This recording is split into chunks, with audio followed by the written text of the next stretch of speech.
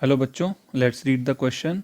The question says, in case of homologous series of alkanes, which one of the following statement is incorrect? A option is, members of the series have this general formula CnH2n plus 2 where n is an integer. Second option is, the difference between any two successive members of the series corresponds to 14 unit of relative atomic mass. Third option is, the members of the series are isomers of each other. And D option is, the members of the series have similar chemical properties. Okay. So friends, यहाँ पे की concept क्या है हमारा? यहाँ पे हमारा की concept है हाइड्रोकार्बन्स. क्या है? हाइड्रोकार्बन. हाइड्रोकार्बन क्या होते हैं, ठीक है, उनका जनरल फार्मूला क्या होता है, ये सब.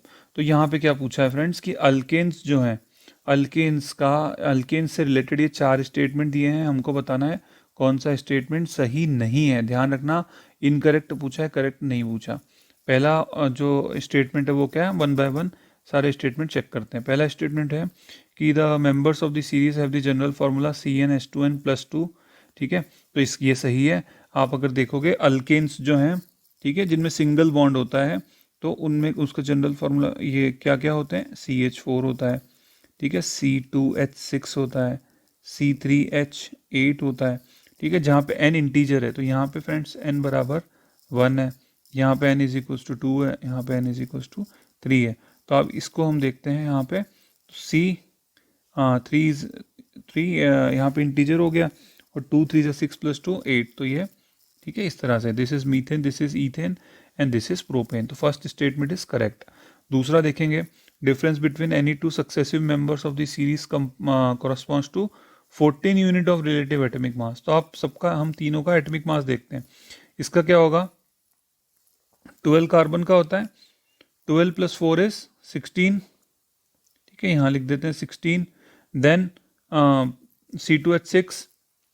C2H6 का कितना हो जाएगा, 24 प्लस 6 इज 30, और यहाँ पे कितना हो जाएगा 36. 12 into 3 36, 36 plus 8 is 44.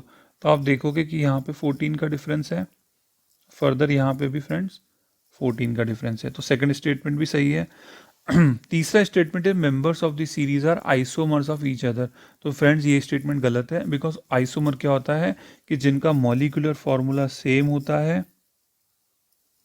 Molecular formula same होता है, लेकिन जो उनका स्ट्रक्चर होता है, वो स्ट्रक्चर जो होता है वो क्या होता है फ्रेंड्स, स्ट्रक्चर इज डिफरेंट. तो वो क्या होता है फ्रेंड, आइसोमर होता है. ठीक है, तो आप देखोगे कि CH4 C2H6 C3H8, अब इन तीनों का तो फॉर्मूला ही अलग है. तो क्या ये आइसोमर कहलाएंगे, नहीं कहलाएंगे. ठीक है, तो इसमें से जो इनकरेक्ट स्टेटमेंट है वो क्या है, सी है. फिर भी हम डी ऑप्शन को भी चेक करेंगे. The members of series have similar chemical properties. तो यस फ्रेंड, इनकी केमिकल प्रॉपर्टी सिमिलर होती है. केमिकल प्रॉपर्टी सिमिलर होती है तभी तो ये एक ही होमोलोगस सीरीज में आते हैं.